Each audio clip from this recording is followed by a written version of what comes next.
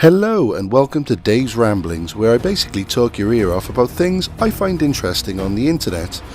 This week I was going to talk about how I don't like eSports, and I was going to spitball ideas about how you could make it more professional and fun to watch. But you know what?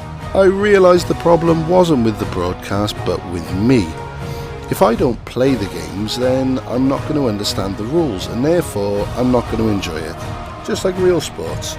If I don't understand the rules of something on TV, it'll look a mess. And to be honest with you, in the course of my research, I actually found that I really enjoy some esports, which was a big surprise, as I have never ever been a fan of watching other people play games. But one thing that really struck me was how two games who are famous for having a fan base accusing the other of plagiarism have such different esports broadcasts.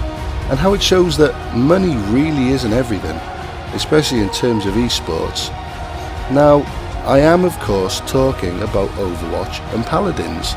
Now, for those of you who don't know about these games, they are referred to as hero shooters, where each character has different stats and abilities, a lot like the MOBA games. Now, Overwatch has each team attacking or defending a payload, where you have to either escort it to the enemy base or be the person stopping them from escorting it. And they have a second type, which is holding a spot on the map for a certain amount of time to get the points. And Paladins has you holding a spot in the middle of the map, and when you've taken over that spot, the payload will appear. And if you take over the spot, that means you'll then be in charge of escorting said payload to the enemy base to get the points. Now, they aren't entirely different in gameplay. In fact, there's so many arguments over the internet about, oh, well, Paladins is just an Overwatch rip-off, or, oh no, but Paladins was coming out first. But the subtle gameplay differences make watching it a whole lot different. Now, you may have seen, but Overwatch have poured a lot of money into the Overwatch League, which is a 12-team league with teams from 4 countries. Paladins has 2 main competitions that I've seen, that being the Paladins Premier League, which is with all the top teams, or the top players and teams, sorry, and the Global Challenge, which is an amateur event, but by God is it really entertaining. Now, at the moment, I can't watch Overwatch. I really find it boring, and I mean, I like Overwatch. I really do like Overwatch, but I don't feel involved with it as a sport at all. I find the broadcasting team irritating, over the top, and I feel like they are just trying to prematurely ramp up the action. It sounds like I'm listening to wrestling commentators half the time. I just don't think the action warrants that sort of excited squealing half the time. One of the ones I was watching, one of the broadcasts, I honestly can't remember now, but they were in the stadium and they said, guys, to the audience now, guys, don't be afraid to make some noise. And I thought, well, mate, if it's shit, they're not gonna, the last thing I'd want to do if I had that was just fucking some guy saying, look, this needs to look good, make some fucking noise. Yeah, I feel a lot more connection to Paladins, and that's due in part to the draft phase. Now, I love the draft phase. I think it's absolute genius. Now, the difference between the two games is Paladins, you're not allowed duplicate characters. Whereas Overwatch, if one team has a Reinhardt, the other team is allowed to have a Reinhardt too. But the way the draft phase works is each team is allowed to ban 2 characters each. And that means that no team can use them, not even yourself.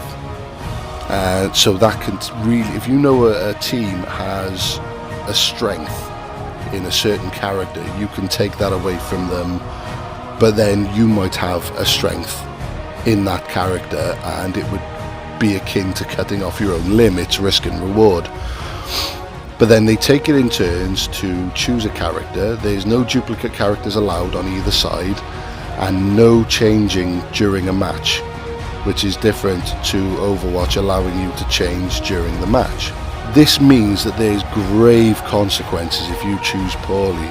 Now, it's sad to say, but I was screaming at the TV because somebody hadn't banned Terminus the game before. They hadn't banned Terminus that game. Whereas the game before, he was absolutely ruining them. But it turned out that now bearing in mind that this is random, they risked not banning him, and their first pick, they were lucky, they had first pick, so they chose Terminus. And I don't know, this is just the player select, and I'm already more excited than, I'm already more excited than when I was watching Overwatch. So yeah, the game itself though is pretty much like Overwatch, but again, I prefer the fact that there's no attacker or defender. So you see them all converge on the point, and it's all dependent on who takes that objective first. Now, Paladins doesn't have all the money in the world, but they've put together a sport that I feel is more like a sport than Overwatch. Now, this isn't to take away anything from the players, as they are something else, but I get so bored watching the Overwatch League, which is a shame because, like I said, I really like Overwatch, but I feel that it's just wasted. Back when this generation started, eSports seemed to be the big thing. Microsoft especially were flaunting their exclusives as eSports titles, but Overwatch went one further and they were looking for owners for teams. And while I like that, having owners and making it more like a professional American outfit, I don't like the fact that the London Spitfire are all Korean. And now that's not being racist. I honestly thought when I saw London Spitfire that they were going to draft from Britain. And I understand that if that was the case, that they would be last. But I'd still stick by them, and it would help build esports in the UK. I don't understand why they went out and just, they may as well have just called them anything. They didn't have to be the London Spitfire, they didn't have to be anything really. They could have just been a random name. They didn't have to be a place. So maybe I got the wrong end of the stick on that one, but I was really disappointed. But yeah, I understand I'm probably in a minority, but I truly think that they need to step away from making it like a professional American sport and focus on making it interesting first. As I said at the beginning, I was going to say how esports is rubbish, but quite frankly, there are some amazing broadcasts out there, especially in the fighting game sector, that really get my blood pumping. And I think the problem I have personally is, if everyone on Overwatch is fantastic, it gets boring and clinical, whereas games like Street Fighter and Counter-Strike thrive with everybody being at a top tier level. And especially in the case of Counter-Strike, the no respawns really make it tense, which was what I used to absolutely adore about Gears of War before they discovered Team Deathmatch, which was pretty much the exact moment I stopped enjoying online. I mean, I've never played one game of Execution or Warzone on Gears of War because nobody plays it. It's either Guardian, Team Deathmatch or King of the Hill. Now, when I was younger, there used to be a channel in the UK called X League TV, and they used to have Gears of War tournaments on there where they'd have the teams come in and everything like that. And I remember just how tense those matches would be with no respawns. There might be one person left, and it really, it really ramped up the tension. I could feel my palms sweating watching it. But as I say, unfortunately with the Overwatch League, it doesn't have that level of, Paladins, people make mistakes on Paladins. They're not all top tier, absolutely incredible. But that just makes it all the more fun to watch. As soon as you see that mistake there and somebody pouncing on that advantage and you're like, oh no, he didn't want to do that. Whereas Overwatch, it just, like I said, it's like watching the computer play.